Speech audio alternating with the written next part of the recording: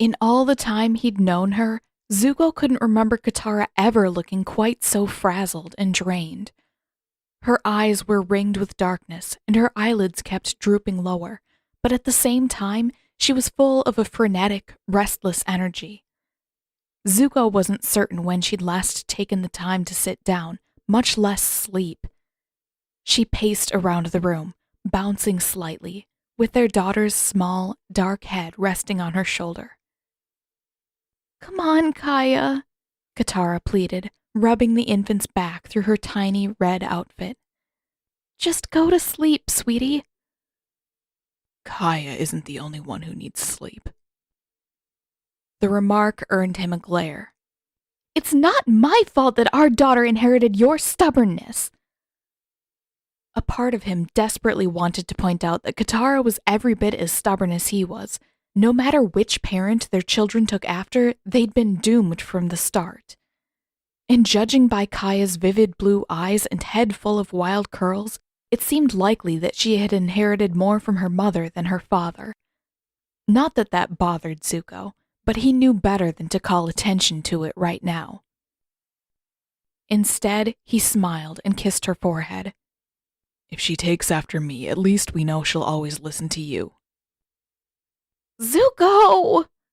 She pulled away, bouncing a little faster. "I can't stop moving. Every time I do, Kaya starts crying again." Her voice went high and her eyes looked frantic. "She hasn't slept for more than an hour in 3 days."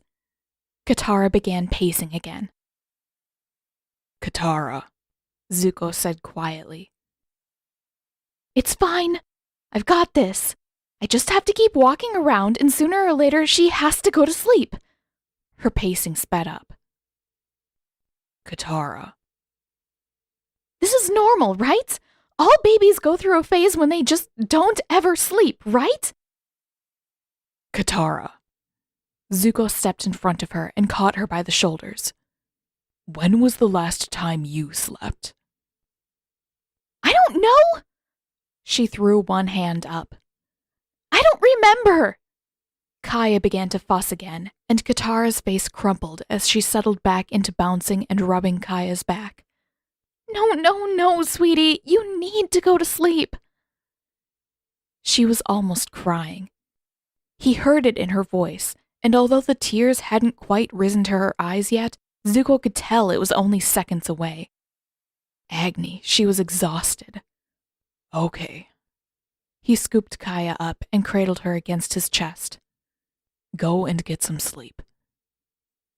"But you have, 15 meetings today, and somebody needs to watch Kaya, and—" "I have 2 meetings, Katara, and they can both wait." Her eyes welled up. "But the council and your advisors—" Zuko shifted Kaya so he could hold her with one arm. She was already fussing louder, working her way up to a full-fledged wail. "They'll have the day off." He pulled Katara into a one-sided hug. "If I have to give the entire palace the day off so I can take care of my wife and my daughter, I will." Katara buried her face into his shoulder. "I'm not cooking," she mumbled. With a smile, Zuko kissed the top of her head. "Fine. I'll give half the kitchen staff the day off today, and the other half can take tomorrow off. Is that better?" "Mm-hmm." She nodded. "Sure you want to watch her?" "Of course I'm sure," he answered. "Go sleep. We'll be fine." Zuko wasn't sure whether Katara was listening to his last words. She was practically asleep on her feet. But that didn't matter. Katara wandered off to bed. Zuko followed just far enough to see her flop face first into the pillows, and he hoisted Kaya up against his shoulder.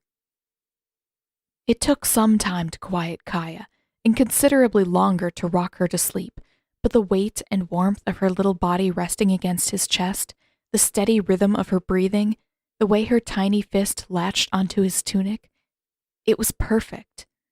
She was perfect. And when she was finally asleep, her thick black lashes casting shadows on her cheeks, Zuko pushed out through the nursery doors. The nursery opened to a quiet, well-shaded courtyard, and Zuko settled onto a bench.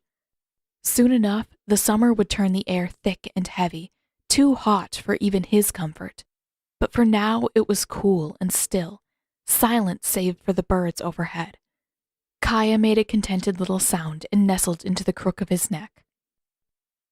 Smiling, Zuko poked at her hand and Kaya grabbed onto his thumb. You must be taking lessons from your mother, he said quietly, his breath tousling her downy black curls. You're a quick learner just like her.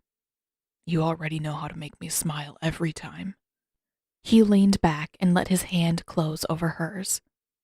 I could stay right here forever. When Katara finally woke up, she tensed, expecting to hear that all too familiar wail from the nursery. At least she was awake this time. Zuko was right. She'd needed to sleep more than she realized. But the nursery was quiet. Perfectly, blessedly quiet. With a contented sigh, she buried her face into the pillows. She could sleep all day if she wanted to. No one would stop her. No one could stop her. For a while, she convinced herself that she would do exactly that. She was still tired after all. A few more hours of sleep couldn't possibly go amiss. But she wasn't that tired. After a few minutes, she found herself staring at the ceiling, not quite able to keep her eyes closed. This was nice, having a chance to relax on her own. Kaya was a month old, and in that month, Katara had hardly been apart from her daughter. A little time away had to be good for her. But Katara was getting restless. She wasn't good at sitting still. Lying still? Well, she wasn't used to not having something to do. Besides, she was starting to miss Kaya. And Zuko. She crawled out of bed and padded barefoot into the nursery. No Zuko, no Kaya. She caught a passing glimpse of her sleep-rumpled hair in a mirror and made a face. Yuck. A trip through a windstorm in the foggy swamp would leave her looking better than this. Oh well. Zuko had seen worse. She found them in the courtyard, Zuko stroking Kaya's hair while she slept on his chest, letting out tiny, whispery snores.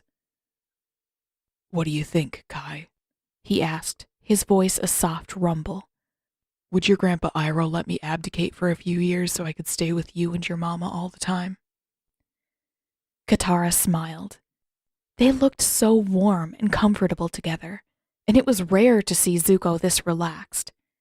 Only if you let him turn the city into an oversized pie showboard. She kissed Zuko's scarred cheek and curled up next to him on the bench. How long has she been asleep? She asked, resting her head against his shoulder. Almost as long as you. Zuko gave her a small smirk. It really wasn't that hard to get her to sleep. Narrowing her eyes, she poked him in the ribs. No need to be smug. I get it, you're a great dad. His smile softened and he rested his hand on Kaya's back. She snuffled and her mouth opened a fraction. Katara placed her hand lightly on top of Zuko's. Have you tried putting her down yet? He looked up, forehead creasing in confusion. In her crib? Katara said. Where she sleeps? Zuko still looked baffled. Zuko, we can't hold her all the time. That's the real problem. She sleeps fine when we're holding her, but she doesn't like being put down. I didn't think of that, Zuko admitted after a pause. With a sigh, he stood. Come on, little lady. Let's see how you like your crib. Kaya didn't so much as stir as Zuko lowered her into her crib. But the second he pulled his hands away, Kaya opened her eyes, scrunched her nose, and began to cry. Oh no. Zuko leaned over the rail of the crib. No, Kaya, don't cry. His eyes were wide, his voice pleading. Kaya cried louder. Looking alarmed, he scooped her back up. Shh, shh. He held Kaya up against his shoulder and bounced lightly. Katara, what am I supposed to do? He hissed. She couldn't help it. She laughed and stretched upward to kiss him. Face hovering next to his, she whispered, I have no idea.